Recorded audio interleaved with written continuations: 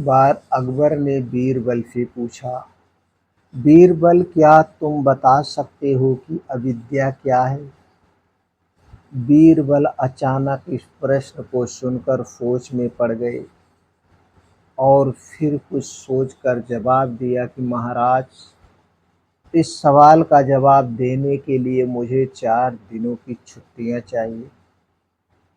अकबर ने आश्चर्य से पूछा, 4 दिनों की छुट्टियां क्यों चाहिए? बीरबल ने विनती भरे लहजे में कहा, महाराज, मैं परेशान हो गया हूँ। आपके सवालों के जवाब देते देते मेरा दिमाग थक चुका है, इसीलिए मेरे दिमाग को आराम की ज़रूरत है और 4 दिन के बाद जब वापस आऊँगा तो आपके जवाब का उत्तर ज़रूर बताऊँगा कि अविद्या क्या है। अकबर कहा, ठीक है, तुम्हारी छुट्टी मंजूर है। उसके बाद बीरबल घर की ओर चला। तभी रास्ते में वह एक मोची के पास रुका।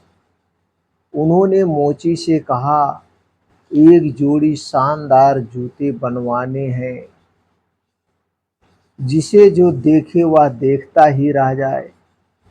मोची ने कहा, किस नाप का बनाऊं? बीरबल ने कहा, किसी भी नाप का बना दो या 2 फीट का बना दो और जूते शानदार होने चाहिए। जो भी इसे देखे तो कहे, वाह क्या जूता है।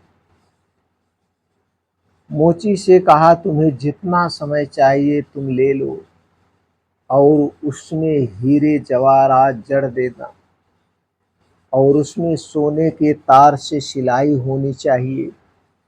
फिर मोची ने पूछा कि आप बनवा किसके लिए रहे हैं?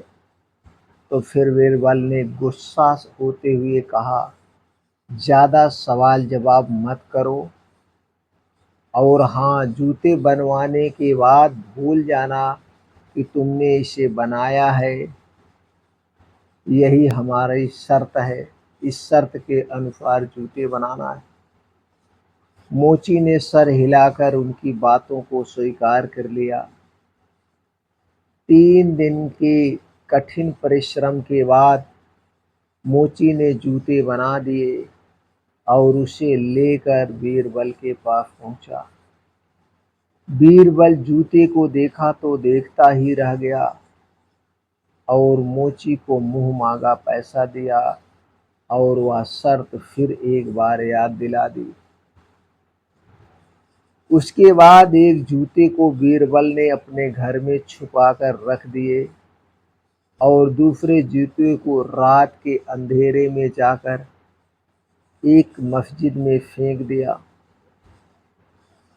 सुबह जब मौलवी नमाज पढ़ने के लिए मस्जिद पहुंचे तो उन्हें वो जूते मिल गए। मौलवी ने जूते को गौर से देखा, जिसमें हीरे जवाहरात लगे थे और सोने के तार से सिलाई भी की गई थी। बिल्कुल नायाब जूते थे। उन्होंने जूते को देखकर अनुमान लगाया कि यह जूता किसी आम इंसान की ही हो नहीं सकता है। उसे लगा कि ऊपर वाला जरूर उसे मस्जिद में नमाज पढ़ने के लिए आया होगा और जाते समय इसे छोड़ दिया होगा। मौलवी साहब ने इस जूते को उठाया और अपने आँखों से लगाया, मुंह से चूमा और अपने सिर पर लगाया। फिर जितने लोग वहाँ नमाज पढ़ने के लिए आए हुए थे, उन्हें भी मौलवी ने बताया कि यह अल्लाह ताला का जूता मालूम पड़ता है, जो यहाँ आए होंगे और जाते वक्त छोड़ गए होंगे। एक स्वर से सभी ने कहा, आप ठीक कह रहे हैं, यह तो अल्लाह के ही जूते हैं। और सब ने बारी बारी से जूते को अपने माथे से लगाया। इसके बाद तो वह बात जंगल में आग की तरह फैल गई और तब यह बात अकबर तक जा पहुंची और फिर अकबर ने कहा, मुझे भी वह जूते दिखाए जाए और मैं भी वो जूते देखना चाहता हूँ। फिर जूते उनके सामने पेश किए गए। जूते को देखते ही बादशाह अकबर ने कहा, मौलवी, सही कह रहे हैं आप, यह तो किसी इंसान का हो ही नहीं सकता है, यह जरूर ऊपर वाले का ही होगा। वह मस्जिद में जरूर पधारे होंगे, उन्होंने नमाज पढ़ी होगी और जाते वक्त छोड़ दिया होगा। उन्होंने भी जूते को चूमा और सर से लगाया। उन्होंने फरमान जारी किया और कहा कि इस नायाब जूते को मस्जिद में पवित्र स्थान पर रख दो और इसकी पूजा भी होनी चाहिए और इसके रख रखाव का अच्छे से ख्याल रखना चाहिए। फिर उनके आदेश का पालन किया गया जैसा अकबर ने कहा था। इसी बीच इसी बीच बीरबल 4 दिन की छुट्टी बिताकर दरबार में हाजिर हुआ। उनका चेहरा उतरा हुआ था, वह बहुत उदास दिख रहे थे। अकबर उनसे पूछा, सब ठीक तो है ना? चेहरा तो ऐसा लग रहा है जैसे किसी अपनों की मौत हो गई हो। बीरबल ने कहा, क्या बताऊं जहांपनाह, हमारे परदादा के जूते थे। घर में चोर आए, एक जूता ले गए और एक छोड़ गए, इसीलिए हम परेशान हैं। वह परदादा के जूते हमारे दिल के इतने करीब थे कि आज तक हमने उसे बेचा नहीं था, उन्हें बहुत संभाल कर रखा था। अकबर ने पूछा, मुझे वह जूते दिखाओ। बीरबल ने साथ लाए जूते को दिखाया।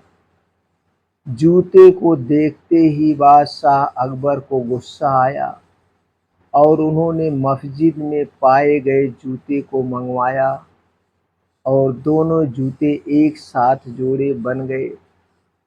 और तब बादशाह अकबर को इसका एहसास